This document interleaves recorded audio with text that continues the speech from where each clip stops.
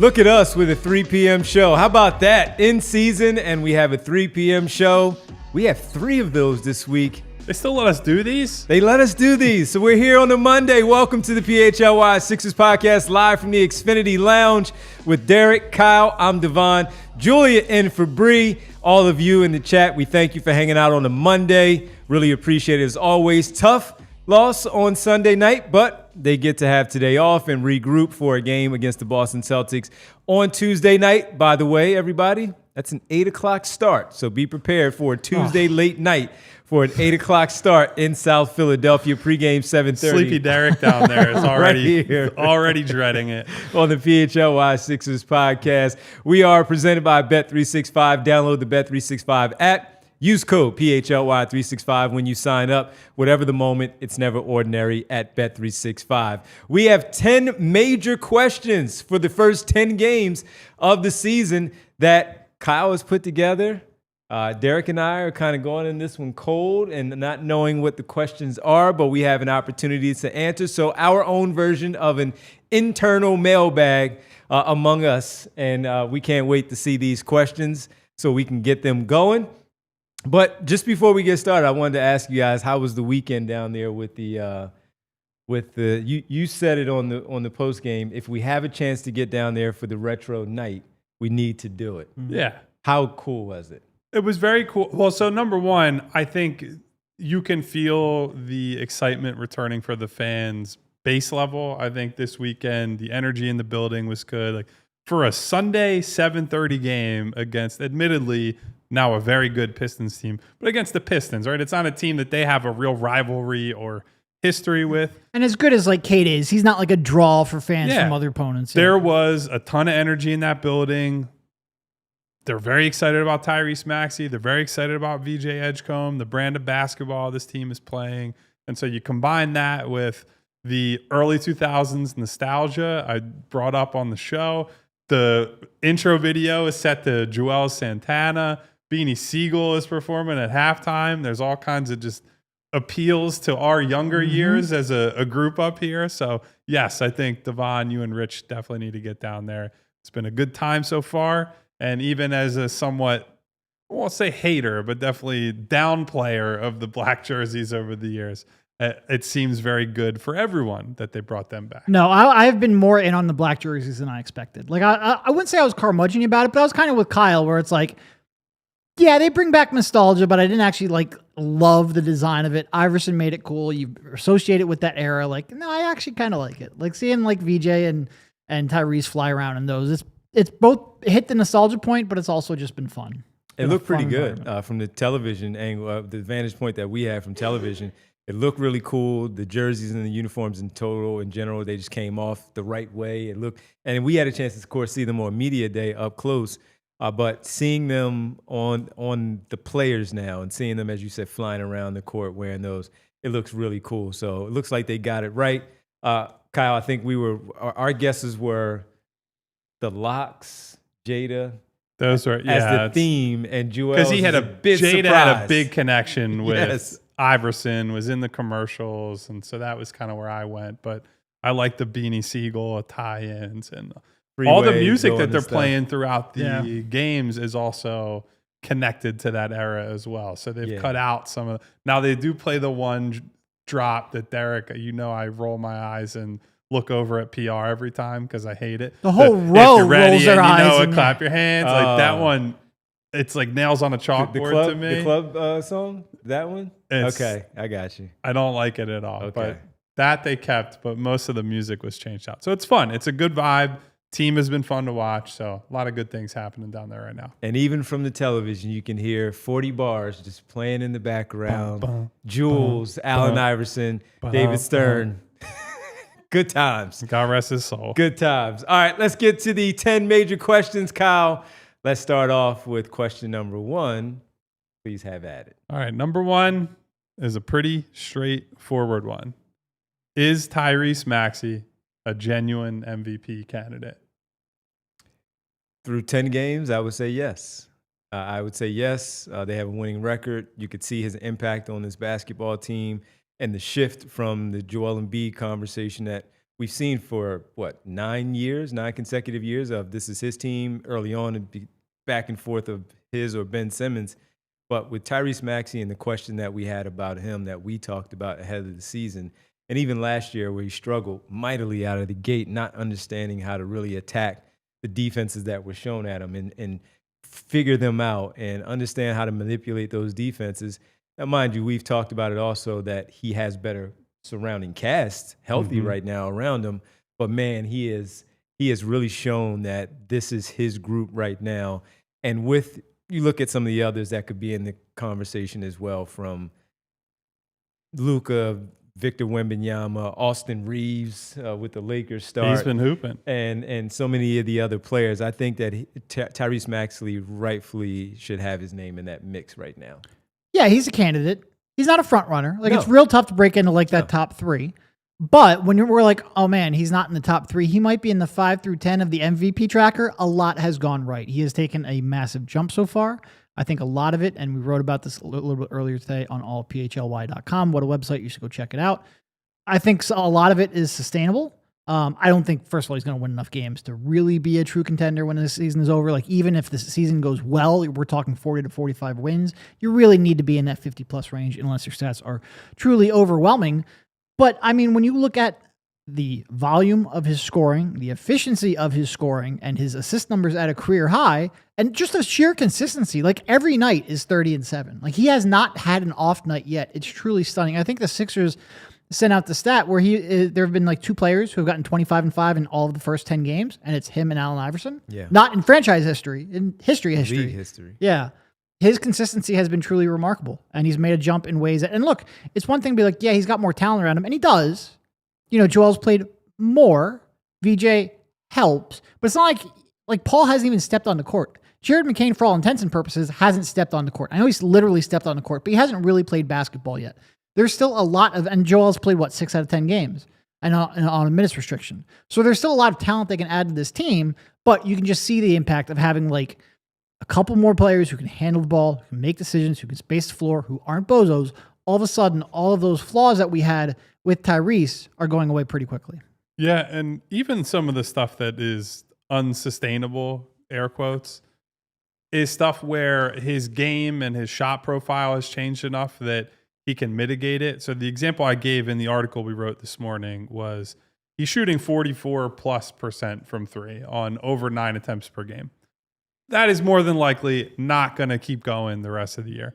But I think what's important is that compared to last year, he's much closer to a 50-50 split on catch and shoot versus pull-up threes, where last year he was taking an overwhelming amount of pull-up threes and ran cold to start the year and is going to have hot stretches there. But when you're getting a lot of off-ball work, when you're getting shots that are just, hey, Tyrese, just stand there and take a catch and shoot 3, he's going to be able to be at that 38, 39, potentially 40% from 3.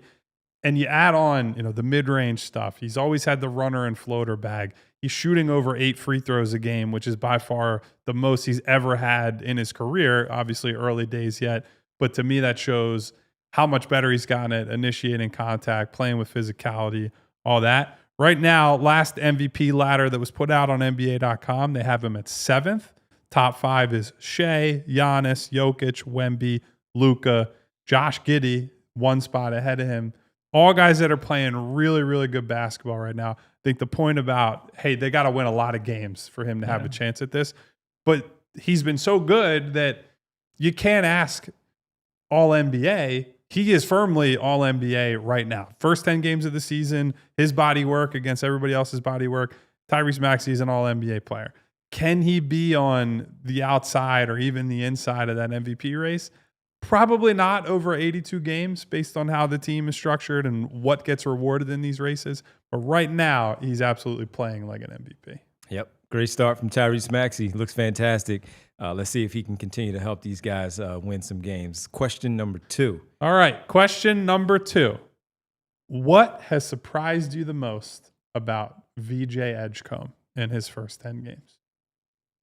This could be good or bad. So wherever you want to take this. This was 4 games ago, I would have said his consistency. Like coming out and playing very well and impacting the game every day, 6 games straight as a rookie to start your career was incredibly intriguing and incredibly encouraging. Last 4 games have not kept up that trend. I still think, what's he shooting as a catch and shoot 3? Like he's right around 40% or high 30s catch and shoot. I think mid 30s overall, high 30s catch and shoot. His willingness, even last night, he made a big one down the stretch where he had been cold. And a couple games in a row, he has had big late shots. His catch and shoot 3 confidence and consistency has probably been the most surprising. I would say the one thing for me is even in the time right now where first 4 or 5 games we look at him with the way we were talking about him, and these last 5, the second part of that, where he's kind of faded a little bit because of the fatigue and all of it, playing all these basketball games, I still say his poise is something that I look at and I say, this is sustainable with him. This is a guy that is going to be this type of guy. Yes, he's going to have his issues where he runs into things and he's going to get rattled from time to time, but it's not a rattle of he's scared out there. It's a I'm still in my place of trying to figure out the NBA game and how these players defend me and what the defense looks like, how they're shading this way where I can make a pass and it's going to look like I can make it, but I cannot because of how talented these players are. So even with that, and I talked about it maybe around game 6 where I said, I didn't like that he wasn't aggressive. He was a little too passive. He's not turning the ball over, though. So with that, last night being the exception, with the exception that was the there, one bad game. He's not trying to do too much where he's putting the team in jeopardy. He's just not being overly aggressive where I want him to be because I was basically, hey man, I mean, no, keep doing what you did. We had him pencil in that All-Star game after game 1. Absolutely, yes. I was spoiled, and with me being spoiled after those first few games, I wanted more. But I need to allow the rookie to be the rookie. But his poise is one that taking that big shot. Getting to the basket with those 3 shots against Toronto where he made those in the fourth quarter after a struggle. I still do like that aspect of his game. So that's probably the most surprising of it because you could see where he didn't hijack things in college and he didn't do those types of things. But I wasn't sure how it was going to look in the NBA setting. And right now I do really like his poise out there on the floor. I was a little surprised by that. It is you're leading it. So we'll get to you. Calm down, buddy. I'm the Ernie Johnson of this panel right now. I do it's a tough spot for him to be in. You decide if you're Barkley or Kenny Smith. I'm Barkley. You're kind of the serious one though, but I'm not funny, so it's tough. It's not a direct comparison. All right. I do it's a tough spot for him to be in because again, I'm not funny. Anyway, it doesn't matter. I do think it's a tough spot because he is on the one hand, we as fans are we want you to be as aggressive as possible. Go out there, try to score 30 every night, develop your game. It's all we care about. As a team, they want to win. Nick wants to win because his job's on the line. Daryl wants to win. Players want to win. And as a young player, whenever you're empowered, you're going to make mistakes. And long term, you might be okay living with those mistakes, but this team still has short-term aspirations.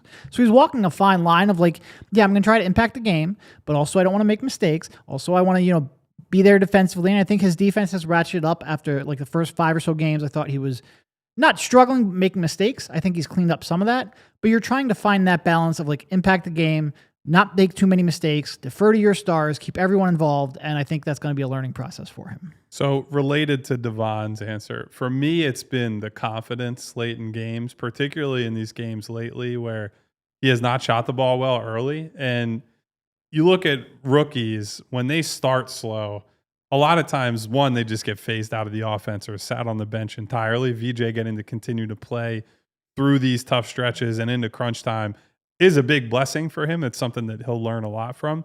But one of my big questions coming out of Baylor was, does this guy play with the mentality of a star-type player? And how do I judge that compared to some of these other players who maybe have other flaws? I'm not naming any names. Maybe people can pick up on the context clues here. But do have the confidence, do have maybe the star mentality. And something that really jumped out at the end of that Toronto game, especially on Saturday night, was he had a poor shooting game most of that game. He waved Tyrese Maxey off in crunch time and said, get out of the way. I'm running this possession. I'm going to go score. And he went and scored. And that was a moment where I said, okay, that was a real, it's one possession, it's one shot in one game.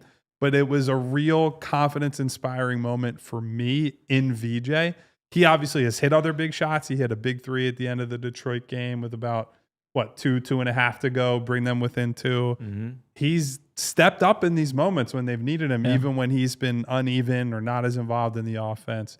And so that's impressive to me for a young kid who night to night, his role is changing on ball, off ball. Is he playing 40 minutes? Maybe tonight McCain is getting in the rotation or Grimes is playing better. So his role shifts a little bit, and I give him a lot of credit for how he's adapting to that. I think you really aced that answer there, Kyle. Hey, some of us can, some of us can't. What can I say? Andre Drummond apparently said to him last night that he needs to just sleep. Sleep until 6 p.m., he said. Don't get out of bed. And I do think that would be the second would be, I'm surprised at how tired he is already. I know that he has played a ton of 38 minutes a night. A ton of minutes. So I'm not blaming him. Minutes a night. I am surprised at how many minutes he's playing and how tired that kid When was the last time a rookie played 38 minutes per night? I don't know. Maybe almost never.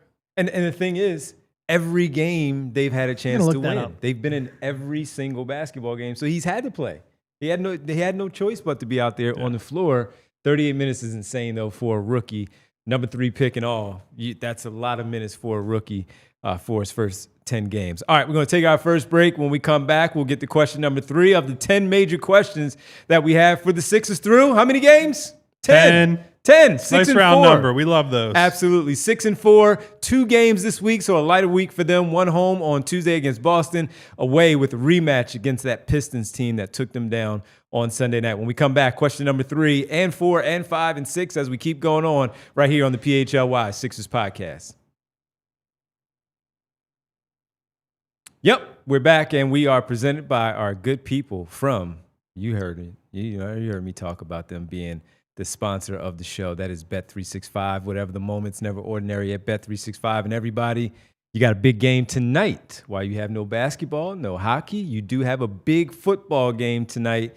Your Birds are in Green Bay.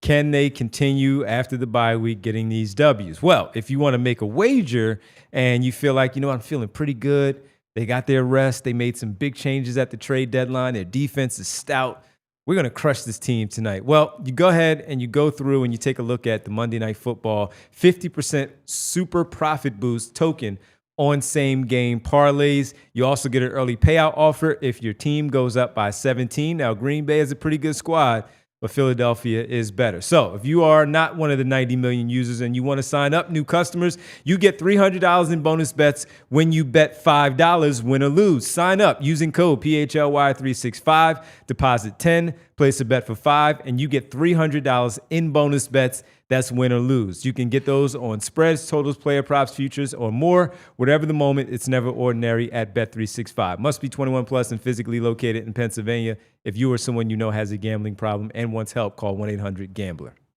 And guys, I feel like this is especially true tonight, but every now and then you have to go to a friend's house to watch a big game.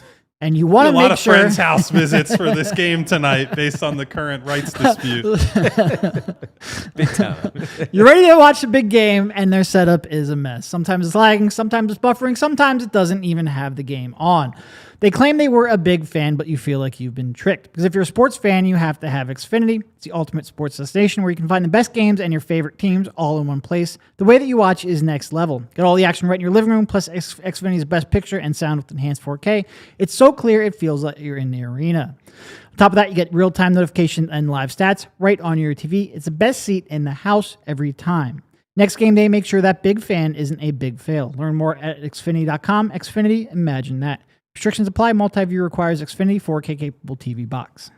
All right, welcome back to the PHLY Sixers podcast here on the Monday, an off day for the Sixers. Back at it, 8 o'clock tomorrow night at home against the Boston Celtics. And the Celtics are, I think they're 4 and 5 right now, I believe. And they're back at it tomorrow with the Celtics for the third time in 3 weeks to start the season off. Only one more game left, and that won't be until 2026 when they play the Celtics. We're not used to. I said it, I think, on a previous show. This is the Charlotte Hornets slot. Normally, it's they come through twice in November, and we get all these games out of the way, and then we don't have to think about LaMelo Ball or Brandon Miller or any of these other guys for the rest of the year. Although Conca Nipple hooping down there, boy, he looks good. 30 ball, a few 20-point games in a row. That's your Eastern Conference Rookie of the Week right there. Listen, I don't know. VJ? Seems like people maybe should have watched a little more Duke basketball last year. Yeah. Don't pay any attention If to what only Cooper there was a Flagg said in podcast Dallas. that was telling you he was good at basketball. If only that Interesting. existed. Funny Kyle how and I that are going to get happened. insufferable if this draft keeps going like that. Listen, a lot of young prospects are playing well. Some are playing less well. Hey, I was on Knipple also. Kind of Knipple. You know. Yeah, I think Devon had him in the same No, range, you're just so, a better person than I, and me and Kyle, so you don't crow about it as much. All right, let's get to question number 3. Is this the big deal? This is the big deal Presented by Cherry Hill Jeep. Actually, Xfinity. Is it? Is it? No. No? It's the big deal. There you Cherry go. Hill Jeep. Cherry Hill Jeep. That's what I was told. There you go. That's what You were I told. saw. You were told. Go for it. That's what it says in my notes. That's what we're rolling with. I know why they buy Jeeps elsewhere, Devon. I just don't know why. I just don't know why. Don't know so, why. today, the big deal is question number 3 in our internal mailbag. Will Joel Embiid's rebounding improve? Or is this just who he is now? And let me give some context to that question. So this is the worst defensive rebounding start he's ever had. They are rebounding he is rebounding under 20% of the available defensive rebounds that are there. Total rebound percentage is around 13.2. That would be a career low. And his career low up to this point was last season at 15. He generally has been at least 17, 18, if not 19, 20, 21 when he was more mobile, more athletic. So rate rebounding is down. Raw rebounding is down. Do you think this is something that gets better? Or do they have to collectively be better as a team at rebounding because he will never be that good there again? Well, I think the latter is true no matter what. Okay. Whether he's better or not. But I do think, here's why I do think he can be better, because he's still figuring out who he is with the limitations that he now has physically with the knee and how he's going about his business. So through the 6 games that he has played of the 10, I believe that once he realizes how his rebounds has to come along, that's where he'll be better, because he'll know how to now rebound, because he can't just go up there and sky and grab the rebounds out of the air like he used to. So technique-wise, where someone like Andre Drummond, who has always been a very, very good rebounder in this NBA, self-professed by him, the best rebounder in NBA history, that he used to also be able to jump up and get those rebounds no problem, but now the technique is still there, even though he cannot. So that is something that you learn early on and become that type of rebounder. I think Joel, number one, I know Joel is smart enough to figure out that, hey, I know I can't do it. Here's how I have to do it. And with the low number that he is right now, I do believe it can improve just simply off of the understanding that I can't do it the way I used to. I have to find another way of rebounding the basketball. And sometimes we've seen it already where he's tried to tip the rebounds a little bit, jump a little, just slightly a little more than we've seen over the first 6 games. And then it's not just one hand, it's 2 hands where he's really pounding the basketball there and making sure that he secures it and nobody else gets it. So I think it can improve. I'm not saying it's going to be a double-digit thing, but it can improve from where it is through 6 as the season goes along. Yeah, I think it can improve. I also don't think it's going to get back to where it was, and I don't think they're going to be able to solve their rebounding problems just by his improvement. Like, they're clearly going to need more effort, a more concerted group effort on the glass. I think, to Devon's point, he realized 2 things. One, he's just not going to impact as many shots away from the rim as he previously did, so maybe he stops going for them, realize how to position himself a little bit better. I think by not selling out for those blocks, he can still be a good, he's at the point where he might have to pick one or the other. Like, prime Joel could contest a shot, recover, and get back. And I think what we're seeing with Joel, a lot of the limitations seem like his post-jump movements are slow. Like, he's starting to jump more. He's not he's not quick off his feet. He's not explosive off his feet. Don't get me wrong. But he is starting to go for stuff a little bit more frequently. But it's that recovery back that he just does not have like he previously did. And I think you might just see him not contest nearly as many shots. And that naturally will then help the rebounding because he can be in better positioning. So I do think he's got to find a little bit all right, I've got these limitations. First of all, I do think some of it is still like he's in his head a little bit. He's got to figure out. Processing it. Yeah, he really is. And I think he'll get better at that and learn his limitations more. And then he'll learn how to navigate them a little bit more effectively. But like, we're not seeing 26% defensive rebounding rate Joel Embiid again. I don't think that's going to happen. You might get to 22, 23, which is a slight improvement and hopefully good enough if the rest of the team contributes. But I do think the athletic limitations will drop him from his career averages before, these last couple of years. But I think he can get better. The concern I have is a kind of a mix of what you guys are talking about here. I think the second jump ability is a really critical part of rebounding with the way the league is structured today. So that ability to contest, turn, seal, get up and grab the ball. I don't think he has as much of that. I'm not sure that he's ever going to. And with the amount of 5-out offenses that they play, him having to close out on shooters, make real choices, right? Am I going to sprint to the corner or at least like sort of jog 3/4 sprint to the corner to close out on somebody and try to get a good contest in? Or am I just going to have to concede? I'm not getting out there and I need to get into good positioning for rebounding. That's one thing. You brought up the fundamentals, Devon, and getting into position and all the things that go into that. I don't think he's ever been great there. Right. And I'm skeptical that all of a sudden that as he is, it's a big mental burden for him to try to figure out what are the limitations of my body and how do I have to change my game. If he had a stronger base there, if I looked at him as a guy that throughout his career was inch perfect on sealing guys off and directing traffic and positioning himself for how the ball is going to come off the rim, I would feel a little better. But I would say I'm dubious right now. I feel good about the increased mobility that we've seen. I feel great about the offensive game he had against Toronto and some of the moments they've had playing through him without losing the identity of the young backcourt. But it's why I asked about this, because this is a thing I'm not sure is going to come back, and that will have a downstream effect on the rest of the team. He's averaging 5.5 rebounds right now through 6 games. That is not like Joel Embiid. So I agree with you that he has never been the one but that's why I brought up the technique of it all. And he's smart enough. And if he's going to look at film and listen to the coaches, he himself, we can all talk about it. He can discuss everything with the doctors of what he can do and all. He's the only one that knows how it feels when he does those things.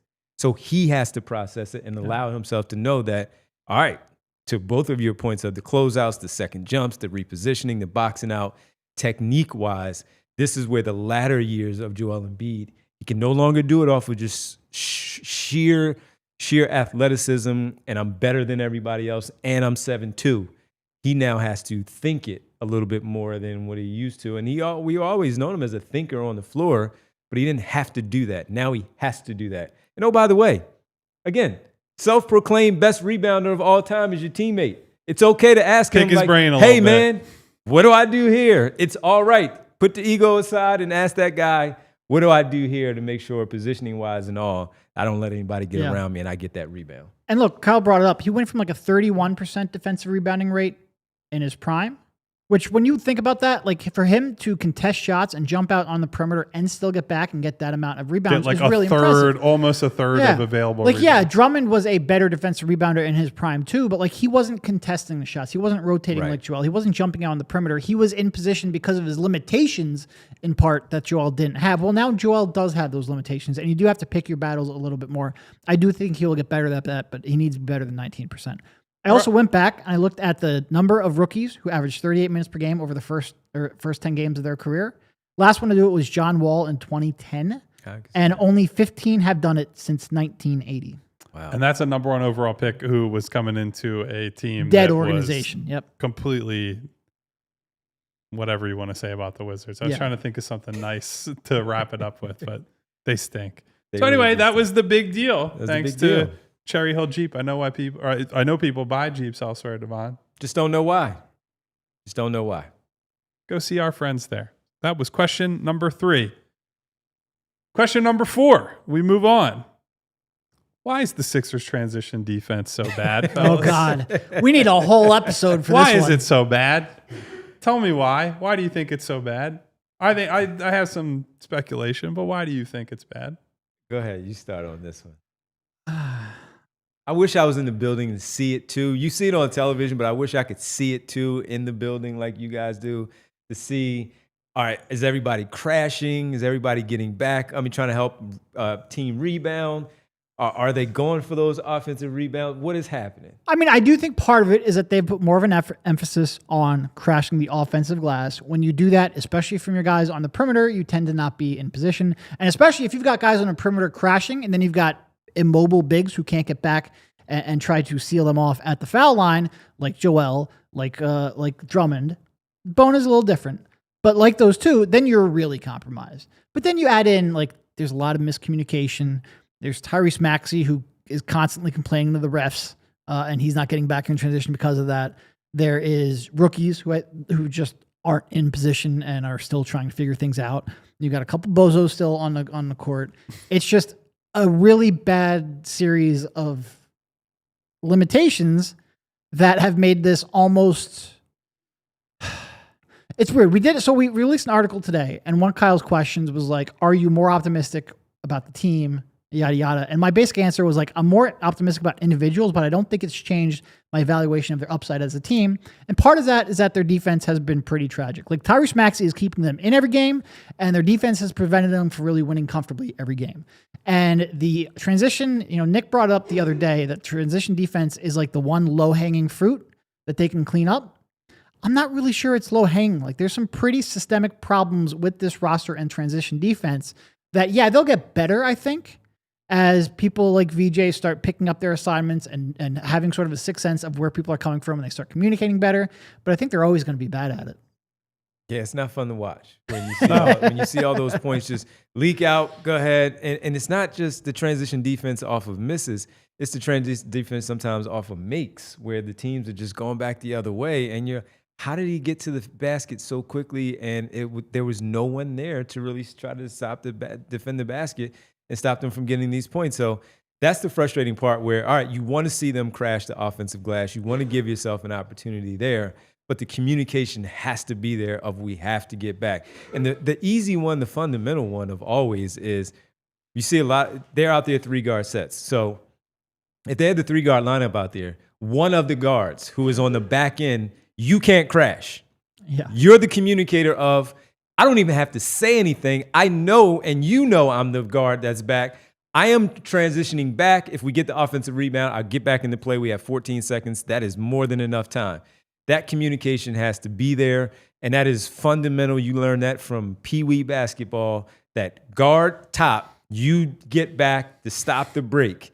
And then everybody else, you got to sprint back. And when a guard drives, the guy in the corner, freaking get back. Get back. They make so many simple mistakes in this. It drives me nuts. Get back. That's it. And you're right. Tyrese Maxey, you're fantastic. You've been great. We just put you in the MVP conversation. You got to stop complaining and not sprinting back to help out your team. You already know you're not good. You're not getting that whistle at that moment.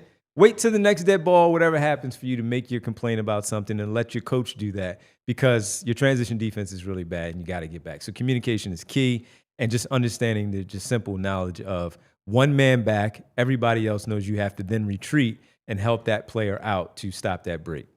I don't have much more to add here, fellas. I think when principles as simple as stop ball are being abandoned in transition defense, which is maybe the first rule of transition defense that you learn when you're like 6 years old. You're playing peewee, little kid basketball on 8-foot rims. I think these guys can get some of that stuff together, but there are some.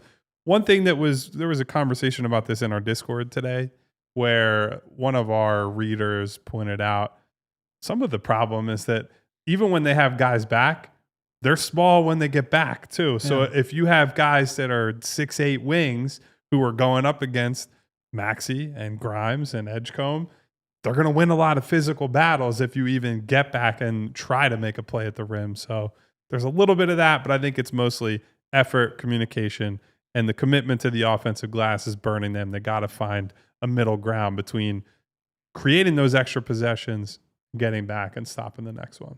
To put this in perspective, and again, we mentioned this in the article today, so maybe go check that out, allphly.com. The Sixers have the 7th best half-court defense in the league. Now, look, I don't 100% buy that, in part because I think other teams are shooting like 33% from three. That's going to normalize a little bit, in part because that is a per play, and without getting too into it, it doesn't penalize you for giving up offensive rebounds quite as much. That statistic, and the Sixers are not a good defensive rebounding team. So I think they're a little worse than that, but they're at the very least an average half-court defensive team and very good on the first shot. They are 30th in allowing transition opportunities on offensive or on live ball defensive rebounds, and it's not even close. Like, other teams legitimately generate a transition scoring attempt 40% of the time that they give a live ball defensive rebound. The second worst team in the league. So if you were a fan of that team, you'd be sitting here going like, man, our transition defense sucks. They give up 35% of the time, 5% better than the Sixers do. They're not even close to the rest of the league. It is a serious, serious problem. They look at the Sixers and say, oh, run, run, run. Get out on Even the these slow guys. teams want to run. Get out on these guys right now, and we can get some easy buckets that way. All right, we take our second break here. We come back. We get to the next question, question number 5 on our 10 major questions about the Sixers through 10 games. What does that look like, number 5? We'll find out when we get back as we hang out with you on this Monday. It's the PHLY Sixers podcast. And we just talked about our big deal from Cherry Hill. Now we got to talk about Cherry Hill Jeep. And if you're looking for a Jeep or a Ram truck, there's only one dealership in South Jersey who has been the market leader since 1967. That's our friends at cherryhilljeep.com that have you covered on the best selection, but more importantly, the best prices. Maybe you have to take a road trip because of the holidays, especially since all the stuff going on with the planes and all right now. That being said, you got to drive. You need a good, reliable car that's going to get you to your family and that next destination, and that is sliding into a 2025 Jeep Wrangler this month for $289 a month.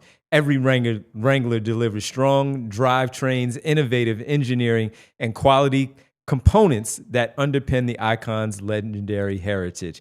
Or pull away in the most luxurious functional SUV like the 2025 Jeep Grand Cherokee Laredo, also included in the True Zero offer, because you got to go see the family. Stop in today, tell them PHLY sent you, and you receive $1,000 off of any new care, an additional $2,000 for your trade-in. I know people buy Jeeps and Ram trucks elsewhere, Kyle. I just don't know why. Drive home in your new Jeep or Ram trucks today, just minutes from all bridges, or available online 24/7 at cherryhilljeep.com. Also, have to talk to you about our good people, my people, as we hang out with you with Rothman Orthopedics. Man, I was watching, who was it? I was watching one of the games, and it was Zay Jones, and I had a flashback, everybody. All he did was he was walking away from the official in the back of the end zone, and he was talking to the official, and he looked back, and he said, "What's going on here on the ground?" And I knew immediately what it was. He tore his Achilles, and I said, oh, man, this guy tears his Achilles by doing nothing, just walking. And I got a place for him to go. That's Rothman Orthopedics, my people. You know it. Whether it's something as serious as the Achilles or something as simple as pain, joint pain, or injury disrupts your routine, getting the care that's right, and you shouldn't hesitate. And that's where Rothman Orthopedics makes it easy with convenient office locations throughout the region, plus walk-in centers and urgent care centers as well when you need help fast, whether it's a new injury as serious as the ACL or the Achilles, or something that's just been bothering you for a while. Expert orthopedic care is just around the corner. Schedule your appointment today at rothmanortho.com/PHLY. Rothman Orthopedics, your mobility, mine too, their mission. Welcome back, PHLY Sixers podcast on a Monday. What do we have next, Kyle? Question number 5.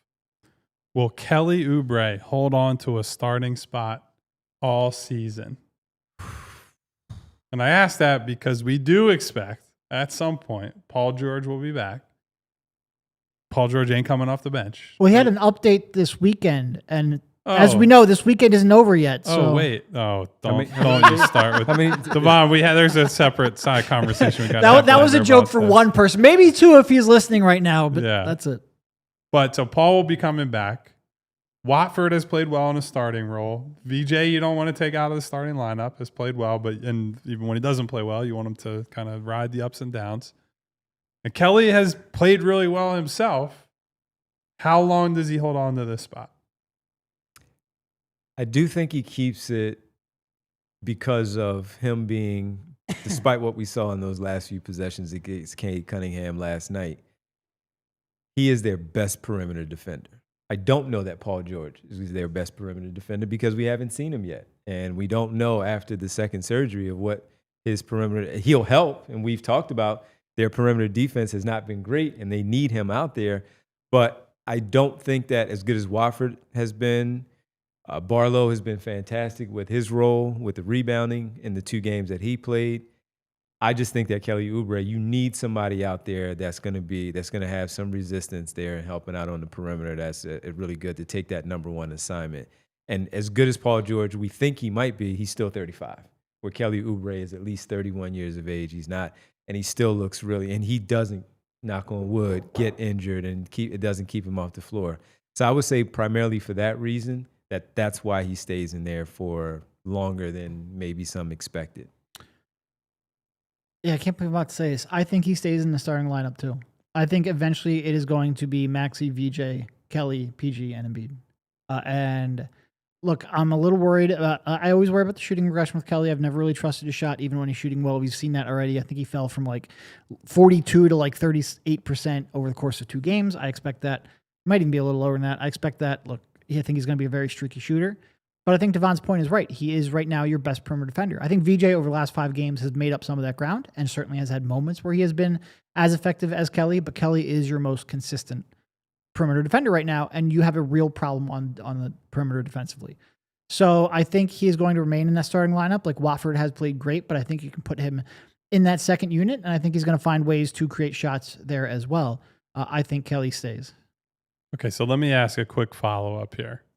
This was not given to Julia beforehand, so there will be no shiny words up on the screen.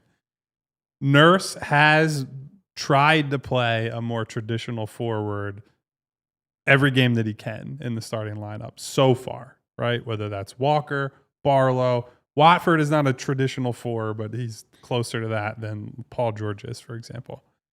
On a night where he feels he needs to do that, who's getting clipped from that starting lineup? If he plays that, whether it's Watford, whether it's Barlow, who of the, because essentially look at it as if we all agree that Embiid, George, Oubre, VJ, Maxey is kind of the default starting 5. If a forward is moving into that starting lineup, could be for matchups, could just be for run of play, who's dropping out? Who do you think is the first guy Nurse looks to and says, you're coming off the bench? I would say it's Oubre. My answer, it should be Edgecombe, but I would say it's Oubre because Oubre can handle a quote unquote demotion where it won't really affect his play and his overall effort, where he doesn't want to do that to the rookie. As you said, the ups and downs, the ebbs and flows of the season. You don't want to zap that confidence that you talked about earlier, whereas Kelly Oubre can handle that better than VJ Edgecombe. So I would say in that sense, for a specialty game, I would say it is Oubre where Edgecombe stays in the starting lineup. Yeah, I do think Nick's urge to have a bigger defender there will be lessened when Paul George comes back. But if there is an instance like that, I agree with Devon. Not just because of who will handle it better, but you've just got way more invested in VJ. So I think Kelly goes to the bench. All right. Speaking of Nick Nurse, we got a question about him. Oh, boy. Question number 6. What grade would you give Nick Nurse through 10 games? I would give him a clean B. Okay. That's about exactly where I was going B-. No minus, no plus, just a flat out B. No Paul George. Dominic Barlow for only 2 games. Embiid, 6. And I think he's managed the guard stuff that we wanted to see really well. He's getting good play, and we've talked about Oubre a lot. He's getting good play from there. And even in a sense where situationally, where Embiid in that Washington game I go back to, where he's managing these minutes on the restriction, Bona has to come in the end. It's not Drummond. You have Walker. Barlow is unavailable. He calls the right number with the Bona in that moment. Stuff like that, I think I have to give Nick Nurse credit for how he has done that. Now, again, he gets a B here because there are some things where you also see substitution patterns in wrong spots where you're wondering what's going on. Why is this the one that's out there? but he's still working against some things because he doesn't have his full deck of players, and Jared McCain is not back yet. He's back, but he's not back yet. So I would give him a B for what he's done so far, and they are 6-4. They've been in every one of these games. Also, another reason why I would dock him a little bit is I don't know what is going on coming out of the locker room, and it's his speech. The third quarters are brutal. It's his speech. Brutal. It's not the saying that the message isn't good, but for whatever reason, they're not responding to the message. Is there a question about the third quarters? No? No, Okay. but if this is what you want to use this as your platform. Well, I was going to not bring it up now if you had a question about it. Yeah. Generally speaking, I think when people focus on third quarters a little too much, I think, because it's a point in the game where if something happens, you automatically go to, oh, well, another team made an adjustment and you weren't prepared for it. Whereas, like, if somebody has a bad second quarter, like, nobody in the chat right now can tell me who's the worst second quarter team in the league because nobody gives a darn. Yeah. I think we can overemphasize third quarters because of that. And last night specifically, like, they came out and for the first 6 minutes, they were okay. Like, I think they were outscored by like 2 or 4 points, but they weren't getting blown out at the start of the third quarter. It was the tail end of that third quarter. Well, even in the 5 minutes, right there, the 5 minutes, that's when they were up 13. Yeah. Yeah, 5 minute mark. It was really the last couple minutes when Tyrese went to the bench that you really struggled in the third quarter. But now I said that I think people over focus on third quarters. A negative 36.3 net rating is untenable. I don't know what in the heck is going on at halftime, but something needs to change. Like, and again, it may not be him. The message I'm sure the message is good. Yeah. It's not whatever it is. But something is not happening in that locker room. And I don't think it's like, again, I think it's easy to blame on coaching. I think it's easy to say like, oh, one coach made an adjustment. Certainly last night, I don't think that was the case. But like, it's been pretty much every game and it's really starting to annoy me. I said it in the thing, at minus 88. They're being outscored in the third quarter. Yeah. Minus 88. 36.3 points per 100 possessions is mind-numbingly bad. It's really ugly. So that's the big mark against him currently. I think why I'm in Devon territory around a B, maybe a B minus, is that my biggest complaint last year was all about identity and structure and like, hey, based on who's out there, it's going to look the same, but I say that in the sense that it's going to look bad. This year, they're bringing in guys who are coming off of injuries, who are just like Trendon Watford misses the entire preseason. We're asking questions, his debut game, how's this guy going to fit in? Yep. And he just hits the ground running, looks great, looks seamless. He has some real life chemistry with Tyrese Maxey to lean on, and he has talked about how that has helped him a little bit, but by and large, guys are coming into the game and everyone has a home. Everyone feels like they have a way to contribute on offense. They're leaning more into Maxey. They've gotten more creative about getting Maxey the ball, coming off of a screen, not giving him the ball every time down. And yes, some of that is about the personnel. You have VJ Edgecombe. You have Quentin Grimes alongside Maxey this year. You have more options, so you can do that. But excuse me, I just think the creativity has been better this year. I think it's been a more pleasing team to watch. And while it's just younger and more athletic, and there are ways that it's just about the roster, I think Nurse has helped them with the principles they instilled in the preseason. And so I think he's done a pretty good job, especially when you consider the absence of Paul George, Joel being on a minutes count and being unavailable for almost half the games. A lot of good stuff happening with some things that need to be fixed. All right, final pause here on the show, and then we'll get to the last 3 questions here on the 10 major questions of the 6-4 Sixers through 10 games. We'll do that when we get back. Final break. It's the PHLY Sixers podcast.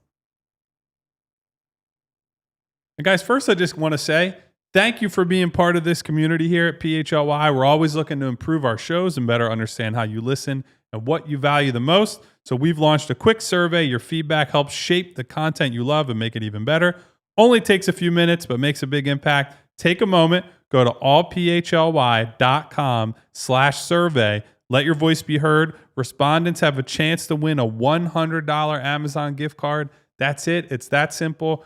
Go to the website, fill out the survey. You can potentially win a $100 gift card. It's that easy. Takes a few minutes of your time. So go and do it. And maybe if you get that $100 gift card, you're thinking, how might I be able to use that? Maybe you're ready for a getaway with our Flyers, guys. PHLY and Philly Sports Trips are taking the Diehards west for the California takeover with Flyers legend John LeClair. From March 17th to the 22nd, they're hitting the West Coast for 2 huge games. the Anaheim Ducks at Honda Center, then the LA Kings at Crypto.com Arena. The Flyers have looked pretty damn good, right? Both these winter teams have picked up after some really tough last seasons. So your package, if you want to go out there, includes optional round-trip direct flights from Philly, 5-night stay at the beautiful Sanborn Santa Monica, group tickets to both games, a Flyers watch party, and an exclusive meet and greet with John LeClaire. Plus, Philly Sports Trips will be there to handle every detail so you just enjoy the sun, the sights, and the hockey. This is the California vacation every Flyers fan dreams of, with a couple wins, hopefully, to top it off. Spots are limited. Book your trip today at allphly.com/events. Welcome back to the PHLY Sixers podcast. 10 burning questions. Question number 7. All right. Question number 7. And this could have also been the big deal with our friends at Cherry Hill Jeep.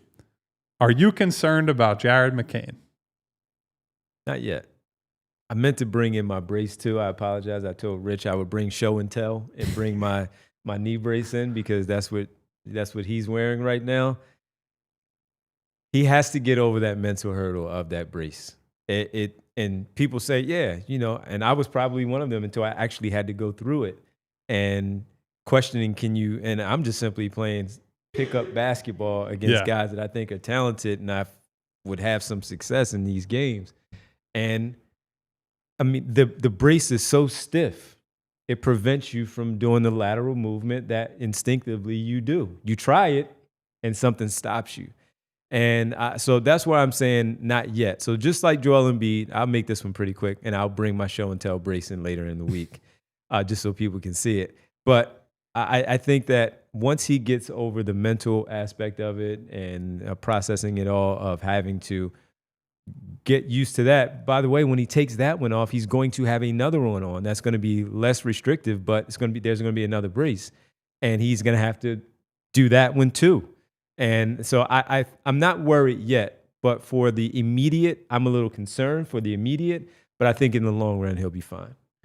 Yeah, I think the way I would answer this is I think you should temper your expectations in the short term, but I'm not concerned long term. Like over the short term, and he mentioned he's got about a month before his next checkup, so this brace isn't going anywhere. Yep. He mentioned that this brace is really restrictive in his movements. He said it feels like he is running with a second leg on one side. Like he literally said he feels imbalanced because of it, and it's impacting his mobility.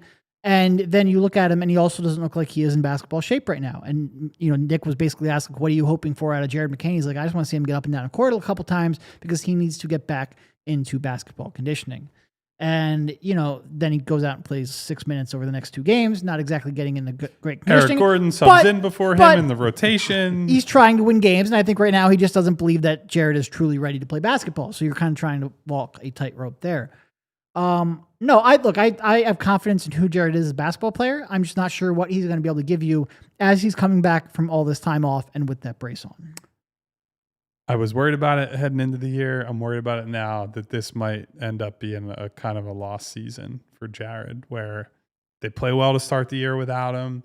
He comes back in. They can't figure out how to get him on the floor. I think to both your points, he very clearly looks like he's figuring out the brace and the explosiveness is not there right now.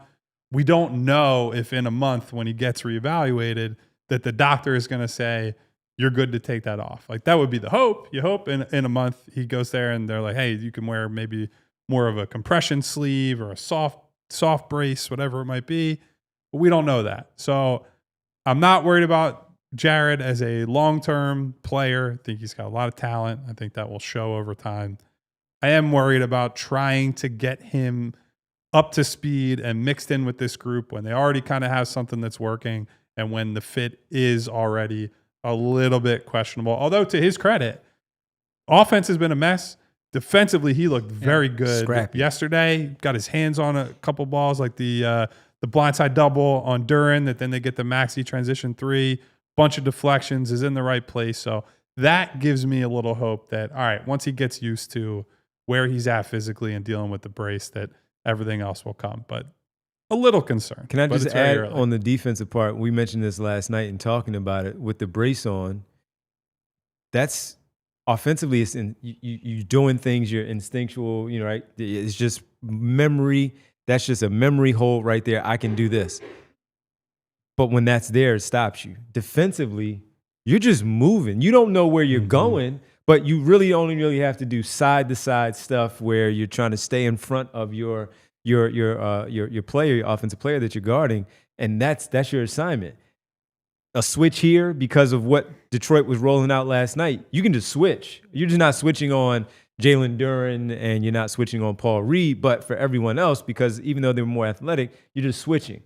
So that's where it looked like it was a little easier for him last night, even with the brace on defensively, because I'm just moving side to side laterally. I can do all that stuff. But basketball-wise, I'm trying to spin here. I'm trying to do this spin move, cross between my legs, maybe some sort of Euro step where I have to do those types of things that are slowing me down from that process of it all, where defensively you're just out there, hands, lateral movement side to side, and that's what you're supposed to do. And that's why I think he looks so much better. So he trusted himself there. Yep. He's diving on the floor for loose balls, smacking the basketball away. Not thinking all that much. He's not doing that. But offensively, that's where the thinking comes into play.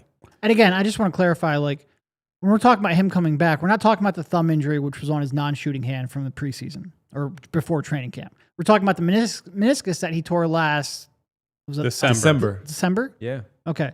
And, he's wearing a brace now to come back from, and he's going to wear a brace for quite a while. That is the injury that is currently impacting him. And again, not that the injury is impacting him. His time off, his conditioning, and the brace is impacting him. I hate that brace. It's a big brace. You can hear it when you're running. Literally, it's metal. It's a metal brace, and you can hear it when you're running. It's a pain. But go ahead. I'm sorry. I believe it. My dad actually had to wear one of those Don Joys for a while after he tore his meniscus playing pickup basketball. So yep. See, I have some family experience with that one. Yeah, we can have some conversations. Derek, too. We can have those conversations. All right. Question number 8. Do the Sixers need to trade for a big before the deadline? And I say that because Andre Drummond, historically not a playoff performer. Adembona, not been all that good so far. But also, even if you take the playoffs out of it, the 2 months post-deadline, you're going to play a good amount of games. You're going to play a good amount of back-to-backs. Presumably, you're not going to have Joel. And if you're fighting for positioning, will that spot matter enough that they should be looking at a potential veteran upgrade or veteran add-on late in the season? Conversation I feel like I've had 475 straight years. No, and to Kyle's point, like, Adem right now just looks like he's running around like a chicken with his head cut off. Like, he just has like a ball of energy, giving you hustle, but no real purpose out there. And Drummond, I guess the best way the kindest thing I can say is that he gets up to his top speed very quickly. Now, praising with, faint praise, because the top speed just isn't very fast. And in the playoffs, that can be exploited. To me, it comes down to what's the cost. Like, I'm not giving up real assets to improve on a team that is, highly dependent on older injured guys for a deep playoff run, and also a guy who, a guy like someone who can actually win you games when Joel's out. It's going to cost a lot. Don't want to really pay that. And if Joel's healthy, then he's going to play 10 minutes at most. So it's a tough spot. I think it's going to end up being a Band-Aid if they do look for something. And is that Band-Aid going to be better than Drummond? I don't know. That's the question. Is it going to be a trustworthy Or is it Band-Aid? better than was brought up in the chat by Hedva? Maybe Barlow as a small ball guy for 5-10 minutes here and there. Like that's we haven't gotten to see much of that because he's been out, and Nurse has said he would try Walker there, I think, in some capacity as well. This really is the definition of a ask me in February. Yeah, it's a gut check, and so I just wanted to see where you guys were at. My gut check is probably not. Devon? Let's let everybody know we're headed to overtime. Thank you, everybody on the All PHLY side. Join their TV. Thank you. We'll be back tomorrow for the pregame show at 7:30. Regular show 3 p.m. on Wednesday and Thursday as well. So we thank you on the All PHL on TV side. Head on over to allphly.com for the remainder of today's show and the final 2 questions.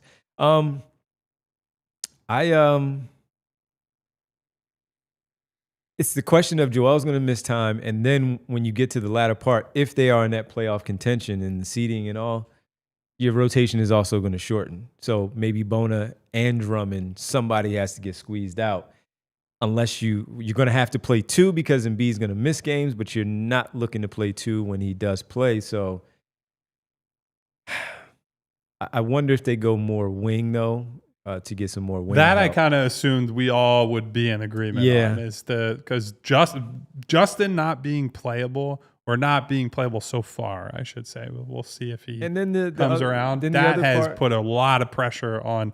Paul George needs to come back and play well. And then the other current restriction of Barlow, as good as Barlow we think through the 2 games, and even Walker bringing his name up again, they're still two-way guys.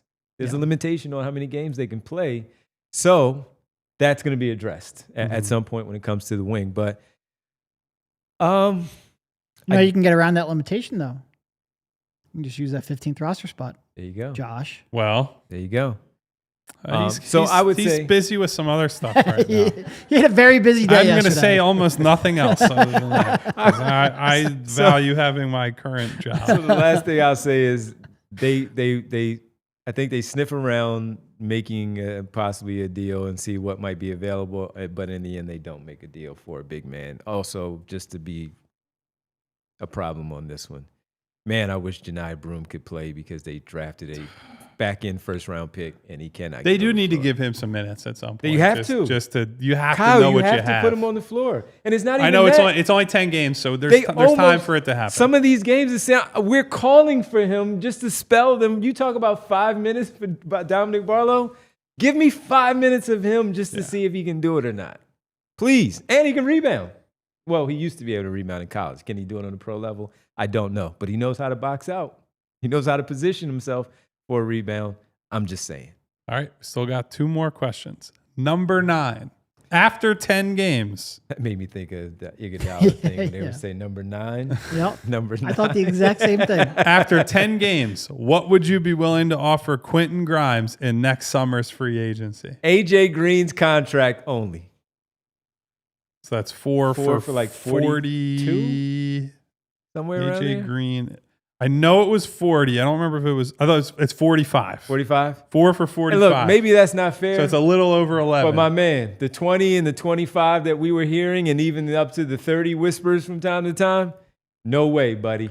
Well, to be clear, 20 plus we were never comfortable with. No. I'm just saying. But for him and his people, yes, you want it, but also understand you're not where getting you are. it. You're not getting that. Because look, man, the guy can score, we know that, but sometimes the 100 miles and running and not knowing when to stop and playing too fast from time to time is really frustrating in this role. When he was doing it last year, it didn't really stand out as much, and he was playing 30-plus minutes. Eugene said $200K more than the qualifying. We also wanted him to lose, Devon, so the turnovers didn't break my soul quite so much. But man, I mean, he's still a player that I don't mind having on the team. Yeah. However, he's got to slow down in some of these games, and the shot selection has been dubious at times. It is pretty wild because you look at the stats and 17 points, 4 rebounds, 4.5 assists, 47% from the field, and 39.7% from 3. Those are some good darn stats. But and then you watch it and you're like, oh man, this is really like putting the ball on deck right now is an adventure. And he gets into I'm going to cook mode a little bit too much. When he is just off ball moving, catch and shoot, attack a closeout, swing the ball, he can be a really helpful player. And I wonder how much of this is I want to get paid. Like if he had a contract right now, would he be playing a little more within the flow of the offense? And how much is it they tell him that he has the green light when he comes in? And how much is just this is how he wants to play now? And it's tough. I still think something in the 10 to 15 range. 15, I'm getting a little closer to uncomfortable. Something in the 10 to 15 range, I'm still comfortable with. I think 15 would have to be a shorter term for me. 15 is where I start blinking. But like certainly like within that range is still like that's not a huge contract in today's NBA. 20 was never comfortable with. But yeah, I still think something at like 15 is a compromise of like that's more than I want to pay, but like to get it locked in, maybe I'll do it. I feel comfortable with the AJ Green numbers again. Yeah, 4 for 45. That's fair. 4 for 48, some 4 for 50, somewhere stretching like a little maybe bit. 4 for 50 at the highest end. Because he's getting that $100K that they offered him on the back end to make the number go up a little bit. Yeah, but I think look. You laid out the numbers, Derek. The numbers are there. Like, this is a big eye test one where I'm like, nah. And I agree. I don't want to put it. It's easy to say that's Quentin Grimes playing like a bozo, right? When I think a good chunk of it is probably you're bringing the guy off the bench, and part of your sales pitch to Quentin Grimes to be sixth man is you can just come in and it is a neon green light. We don't care how many shots you take. There is downside to that, unfortunately. And I think the other side effect that I haven't liked is because he's coming in that way, VJ, who is pushed aside to some extent with the starting group, is also not getting some important reps that I want him to get with the backup groups where it's him and it's Grimes, and he still ends up in that off guard, second guard role. So I don't like that, but I'm not willing to pin that on him. I think some of that is coaching and structure. And so that can change. And I think they can find a more productive or more effective Quentin Grimes for the 82 game season. And the other part of the positive side is he helped you win the Boston game in game 1, helped you beat Charlotte and Washington in those fourth quarters where they had their issues. Mm-hmm. And there were maybe 2 of those games where we were like, man, he is not looking good right now.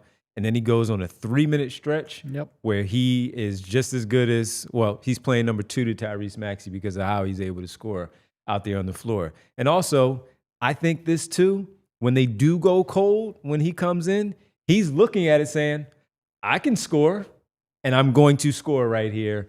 And sometimes it's good, sometimes it isn't. But I would say 4 for 45 and maybe that 15 on the back end there. As high as I would go.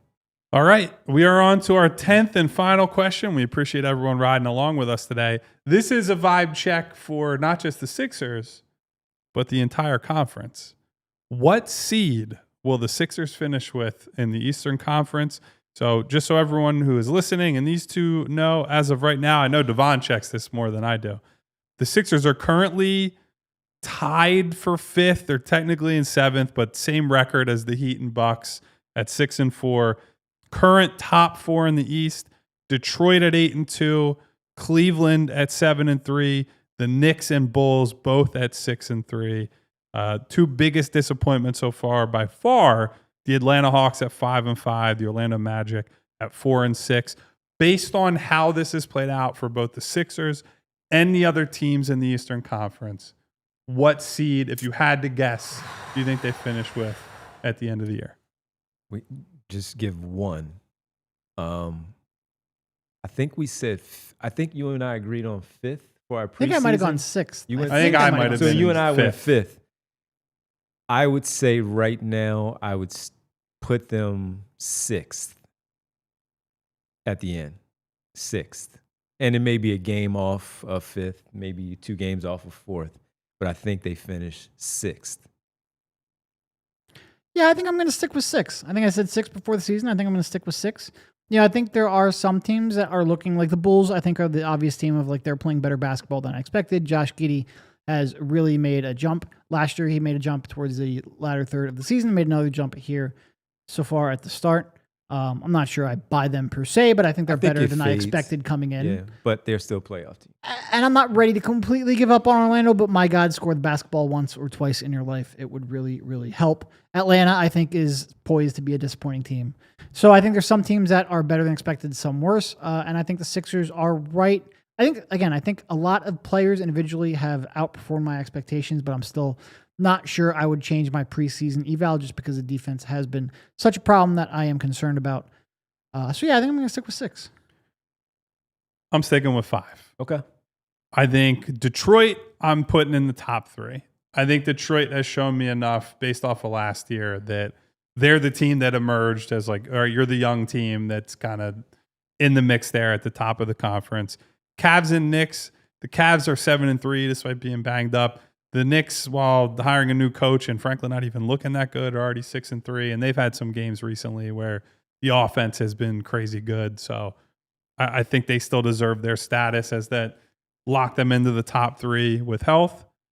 After them, I think a few teams have a puncher's chance, but I would bet on Milwaukee as the 4 seed just because Giannis is so damn good. He is just every single year. I feel like I say this every year.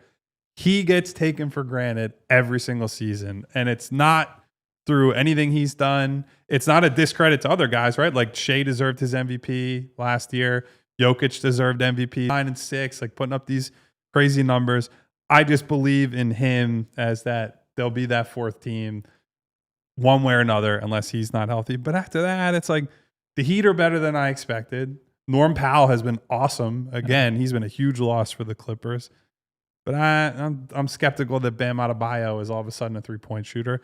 The Bulls, I would fade. Same. The Hawks, I think, have been a big disappointment. I don't believe in them. Orlando is full mutiny mode at this point. Their defense hasn't even been great. Mosley and Banchero are doing press conferences after losses to the Celtics last night, and it's like, doesn't seem like that coach will last much longer, unfortunately for him. second straight year, one of our picks for coach of the year will get fired. So, like, look, do the Sixers have flaws? Yes, but I think they have a pretty solid chance at that fifth seed. And if they don't get there, I think top 6 is firmly within their grasp with reasonable health and regression as shooters, but also progression as a defense and whatnot. So I feel very good about where they're at right now. So do I. And that's why I still put them in the top 6 where we're not worried about play-in. And that was part of the fear when we were even still doing our preseason projections, that while we ended up on the 5th and right now I adjusted to 6th because of the other things that are going on around them, I still think that they're better than all those other teams where they're in the top 6 and they're not worried about a play-in. Then the question becomes, can you win a round in round 1 with whoever is in that 3? Like if it's Detroit, 7 games, Sixers in Detroit, it would be fun. But I tell you what, I was scared as hell when it was Knicks Detroit last spring because that Detroit team is scary in a 7-game series. Injuries to, I think it was Isaiah Stewart, Jaden Ivey was already out, and they were scary as hell, man. So that would be something. Boy, I'll tell you, watching Duren in person, he has always been, like, the whole reason he was a prospect was he is a physical marvel, just like huge, athletic, good hands. But he has gotten even stronger. The mechanical skill is much better. Like he's hitting Euro steps repeatedly. I said it to Rich last night. I was like, yo, he's face up on his defender and he's putting the ball on the floor, two dribbles, and I'm at the rim. Like Cade obviously won that game for Detroit, but Duren looks super, super impressive. And I was listening to the Hoop Collective guys earlier. Friend of the show, Tim Bontemps, was talking about Duren as a comp to Steven Adams, where you think of Steven Adams, guys just bounce off of him.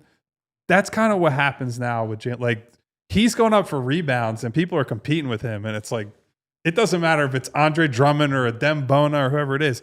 They're hitting him and he's just like, whatever, bro, and goes up and grabs the ball. So that guy looks real damn good. Then you have the guy in Cade, the defenders on the wings. Like they are going to be a tough out in the playoffs. By the way, if Duren keeps this up by February, the coach is going to vote him in for an all-star team because that's how good he is, and not a lot of centers right now. Dude, if you go through some of his lines this year. He's averaging 19 and 12. Yes. He put up yesterday, and it wasn't like an overwhelming game where I was like, oh my God, he's just scoring everywhere. He had 21 and 16, I think was his line yesterday. I said 14. And then you go back through it, and it's like he has a 30. Prior to that, 30 and 11, 22 and 22, 14 and 9, 33 and 10, 21 and 13. Those are consecutively. I'm not cherry picking games. Those are in a row from Jalen Duren. So super, super impressed with him. And that is when you get a big man at that level who can protect the rim, rebound, and he's got stuff on the other end of the floor, and he's making his free throws so far this season, which is a big thing. 80 that your floor comes up so much higher, and they already have a pretty significant ceiling with Cade running the show. I give them credit too, because when that deal was made on draft night, the Knicks selected him. I think it was pick 11, and then the trade went down 9 or 11, somewhere around there. 13. 13? Okay. And people were like, what? Why are you doing that? And he has paid off big time. And big time credit to him because again, it's one thing to just be, you're big and you're athletic, and there are a lot of guys that coast on that for their careers. He has very clearly put in a lot of work to refine the body, but also refine the skill set. Rich said last night, awesome, because his friend was coaching him at Roman, his freshman and sophomore years, And he's like, you could see it then. He looked like he was 22. Man amongst boys guys. in that setting. And that's why he transferred and went to Montverde and all that, because he was that good. So that guy is good, man. So there you go. By the way, if we're talking about potential most improved player, might have to look at him. There are a few Avdia, none of us picked, but he is cooking in Portland. So a lot of nice young surprise, not huge surprises, but surprise stories early in the year. Yeah, they take players that you just project to take the jump, and he has taken the jump. Got a super chat here. All right. Dr. Prince Blue says, we need a 6'9" wing that can defend. Where? They are very tough to find, as it turns out. Unfortunately, there were none of those in the lottery either. Well, Cedric Howard. Wait, was that an Ace reference, or is that the 6'9" guy that you've got making $50 million on the bench? Yeah. Why they get $50 million? The thing with Paul, and I'll say it for the 100th time, he is not. It has not been for a while, but is not this year. He ain't coming in to be a lockdown defender. Yeah. He will be a good team defender. Yep. He will create turnovers. He'll spring VJ and Maxey on the break, but that's why Oubre stays in the starting five. Yes. Exactly why. Well, I hope you guys enjoyed these questions. Fun. That was fun. Devon got to get out of the moderator chair for the day. That was fun answering those questions. They were great questions. Good stuff. We appreciate everybody hanging out. Remember, tomorrow, 8 o'clock tip time in South Philly for the Sixers and the Celtics. Third time this season already through 11 games. Sick of that damn Celtics. Yeah. 3 Celtics games already for the Sixers and the Celtics. You won't see them again until 2026. We will have the pregame at 7:30. Rich, Bree, myself, Colin, Derek will be at the arena. No more black unis for at least like a week or so. So we'll be back to the normal, I guess, blue or red tomorrow. We'll see. And we'll be with you for the pregame show at 7:30 here on the PHLY Sixers podcast. All right, it's time for the world famous. It's the roll call. Roll call, baby. Thank you, everyone, for being here. We didn't ask today all show. It's my job as the moderator. No, it's my bad. You just got to hit the like button. I didn't have the foam finger. I didn't have the power to tell people. I was going to say, you're the one who should remember. It's literally sitting on your lap. I was sitting here. It was here. I need you guys, please. It helps out the show. Hit the like button. It sends a nice thank you to Julia, who steps into the producer's chair for Bree today. Thank you to Julia for rocking with us. It also helps me sleep at night. It helps the rest of the guys feel good here. Hit the thumbs up button on the way out. It takes almost no effort, and it does a lot of good for us. Thank you, everyone, for hanging out with us today on a rare these days 3 p.m. Monday show. Thank you, first and foremost, to Mom's grandchildren. What's up to Mom? Hello, Mom. Hello to Phil W. Nobody in the world is happier than Kelly Oubre's start than Phil W. Except for perhaps Kelly Oubre and his agent. Contract season, Kelly. Well, exactly. Phil is his agent. Negotiations, man. Make it happen. Put together that highlight tape, baby. Thank you to Dr. Prince Blue for the super chat. Thank you to DC Marley. Thank you to Ray Philly Fly, Jay the Jungle, Marcus Blackstock, SB Cole, Sal, Igavini, Will, Cenobite Mayor, Hedfa hanging out, Tony Escargot. That was a fun one. I think that was a Flyers fan who found their way in here. So thank you to our hockey people. We do have K-Red, I think, is our official hockey resident correspondent. Learning basketball. So thank you, as always, to K-Red. Thank you to You Better Love Somebody. Love somebody. Love somebody. To Wawa Marvel. There was a Danny Merlino in here. I'm not sure I have any more commentary to offer about that name, given the what up, Danny? The local flavor on that one. Thank you, Danny, for stopping That's through. That's what you do, Kyle. What up, Danny? None of your business. In the house. Probably a good follow-up there. Thank you to Val. Thank you to Win Forever. Thank you to my girl Nona. Thank you to Jess. Thank you to PHLY guy Theo. Another Kyle in the chat today. What up, Kyle? Thank you to Kyle, Eugene Ross, Austin Krell, who somehow believes that Mondays are part of the weekend. By the way, to circle back to something Derek mentioned earlier, we'll revisit that another time. Thank you to Jeffrey Stewart, Dave P, JS, everybody who stopped through today. We appreciate you. As always, as Devon said, Rich and Devon will be back tomorrow night at 7:30 for Sixers Celtics pregame. Another late night. First NBC and Peacock game of the new era. We'll see what kind of highlight package they put together. Maybe Bob Costas will do an intro. Oh, man. You never know. Sixers Celtics, the pageantry. You got do to it. play it up. So they'll be here at 7:30. They'll be here for post game. Derek and I at the arena. Until then, please hit the subscribe button, hit the bell icon so you get notifications each and every time we go live, and hit that thumbs up button. Stay safe. Also, take care of one another. Tonight, pregame, Birds. Hey, 7:35, halftime show as well. And of course, postgame, Bo, Jamie, Vinny, and the rest of the crew. Be there. So until then, goodbye. See ya. We all silly like the mayor.